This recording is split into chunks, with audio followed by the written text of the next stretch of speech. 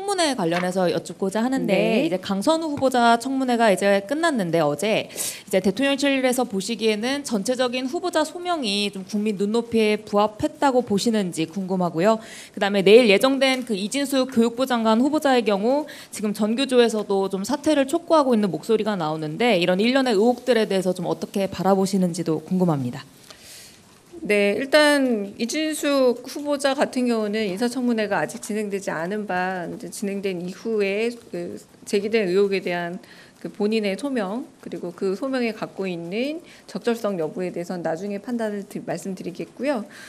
강선우 후보자 인사청문회에 대해서는 일단 저희가 주의 깊게 들여다보고 그리고 그 부분에 대한 소명 여부와 그것에 대한 설득력 여부도 주의 깊게 검토하고 있습니다. 네, 특별한 여기 아직 다른 말씀드릴 사안이나 의견은 없습니다.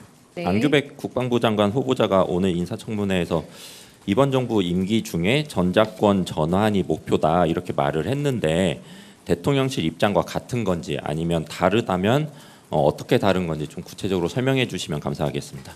네, 일단은 안규백 그 국방부 장관 후보자께서 하신 후보자로서의 개인 의견이라고 일단 말씀드리고 싶고요. 한편으로 전작권 환수 문제라는 건 저희 정부가 갑자기 꺼낸 문제가 아니라 어떤 정부에서나 당면한 문제로 고민했었던 사안이라는 점을 일단 꼭 말씀을 드리고 싶고 새로운 현안, 새로운 사안은 아닙니다만 우리 정부도 이제 공약 사항으로 전작권 환수 문제를 언급한 바 있기도 하고 그래서 이 부분에 대해서 어쨌든 검토하고 있고 이 부분에 대해서 지금 오히려 이제 보고 및 지난번에 말씀드렸던 것처럼 그 철저한 이런 보고와 검토 과정이 있다라고 좀 말할 수 있을 듯합니다. 그래서 5년 아니다 이런 식의 시간 내지는 시한을 정하는 것은 전혀 대통령실 내에서 지금 있는 시간이나 숫자는 아니라고 말씀을 드리겠습니다. 국무회의 결과 관련해서 브리핑 하나 하고요. 그리고 두 번째 브리핑은 에이펙 정상회의 초청 서한 발송 관련해서 브리핑하겠습니다. 첫 번째 브리핑입니다. 강유정 대변인입니다. 이재명 대통령 주재로 오늘 오전 제31회 국무회의가 열렸습니다. 이 대통령은 모두 발언을 통해 의대생들의 학업 복귀가 다행스럽다 평가하면서 예비 의료인의 사회적 책임과 공공성에 대해서도 강조했습니다. 이어 내년도 예산안 편성과 관련해 각 부처의 관행적이거나 낭비적인 지출 예산을 과감히 조정해 민생경제 중심의 효율적 예산안을 편성할 것을 당부했습니다. 또한 청주 오송 지하차도 참사 2주기를 맞아 철저한 진상조사와 책임규명, 나아가 희생자를 모욕하는 반사회적 언행에 대한 무관용을 주문했습니다. 오늘 국무회의에서는 법률 공포안 16건, 대통령 명안 13건 등이 심의 의결되었습니다. 당초 의결할 예정이었던 국방부와 그 소속기관 직제 일부 개정안의 경우는 국방과기술혁신이라는 목적에 맞는 직제와 직제에 맞는 인사 방안을 좀 더 검토하라는 대통령의 지시에 따라 차주로 미뤄졌습니다. 오늘 통과된 안건의 주요 내용은 브리핑 이후 배포될 보도자료를 참고하시고 비공개 회의 주요 발언 전해드리겠습니다. 오늘 국무회의에서는 기상청, 소방청, 산림청 등 국민안전과 관련된 3개 청의 현안 보고가 있었습니다. 먼저 기상청의 경우 최근 기상 특성 및 전망, 여름철 방제 기상 대책과 지진 피해 최소화, 기후변화 예측 정보 지원 방안 등이 보고됐습니다. 이 대통령은 기상청이 행안부가 아닌 환경부에 있는 것이 맞는 것인지, 강수는 왜 확률로 예측되는지, 예보관의 규모는 얼마인지 등을 상세히 묻고 올해 장마가 왜 예년과 다른지에 대한 분석과 이유도 묻고 들었습니다.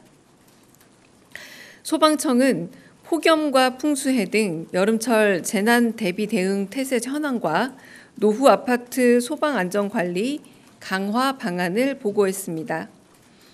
이 대통령은 여름철 인명 피해 발생 현황을 사안별로 철저히 조사해서 안전 문제인지 아니면 관리 부실인지 살피고 관리 부실로 인한 반복적 인명 피해가 있어서는 안 된다고 강조했습니다. 또한 소방 안전 분야를 포함해서 국민 생명과 안전과 관련된 단속에 있어 신고 포상 제도를 활성화하는 방법까지 고민해 실질적 안전 효과를 얻게 해달라며 국무조정실이 신고 포상 제도를 전수조사해 종합 관리책을 마련해 줄 것을 지시했습니다. 더불어 소방청의 첨단 장비 개발에 있어서 부처 간 벽을 허물어 소방 관련 장비 연구, 개발 확대와 안정성 제고의 방안 마련도 함께 검토해 볼 것을 지시했습니다. 끝으로 산림청 업무보고 자리에서는 앞서 대통령이 지시했던 범부처 산불 진화 자원 총력 활용체계 구축 방안이 보고됐습니다. 이 대통령은 산불 진화는 조기 발견, 조기 대응이 핵심이라면서 주요 부처들이 산불 대응 시스템을 잘 갖출 수 있게 국무조정실이 주도적 역할을 해달라 당부했습니다.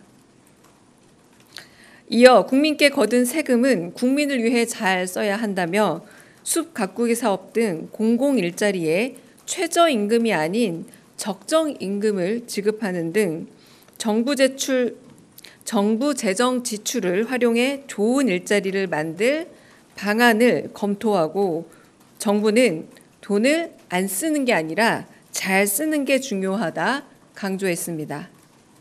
이상입니다. 두 번째 에이펙 정상회의 초청 서한 관련해 브리핑하겠습니다. 이재명 대통령은 20개 에이펙 회원 정상들에게 금년도 에이펙 정상회의가 10월 31일부터 11월 1일까지 대한민국 경주에서 개최될 예정임을 알리며 정상회의에 회원국을 초청하는 내용의 서한을 우리 시간으로 어제 발송했습니다. 이 대통령은 초청 서한에서 에이펙이 지난 30여 년 동안 아태 지역 내 지속 가능한 경제 성장과 번영에 기여해 왔음을 높게 평가하고 올해에는 우리가 만들어가는 지속 가능한 내일이라는 주제 아래 영내 연결성 강화, 디지털 혁신 진전, 번영 촉진 방안 등을 논의할 예정이며 이런 논의들이 정상회의를 통해 결실을 맺길 기대한다고 했습니다. 정상회의에 앞서 정상회의 주간인 10월 마지막 주에는 에이펙 최고 고위관리회의 및 외교통상 합동강요회의를 개최해 에이펙 준비에 박차를 가할 겁니다. 이와 병행해 에이펙 기업인 자문위원회, CEO 서밋 등 다양한 경제인 행사들도 함께 열릴 예정입니다. 이재명 정부는 출범 직후부터 에이펙 정상회의 성공적 개최를 최우선 과제로 삼고 관련 비서관들이 모두 참여하는 대통령실 TF를 구성해 정상회의 일정과 인프라, 의제, 무대 행사, 문화 행사 등 제반 사항을 면밀히 점검해 빈틈없이 준비하고 있습니다. 앞으로도 에이펙 정상회의를 최고 수준으로 개최해 아태 지역 내의 혁신적인 경제 성장을 위한 환경을 조성하도록 준비에 만전을 기하겠습니다. 이상입니다.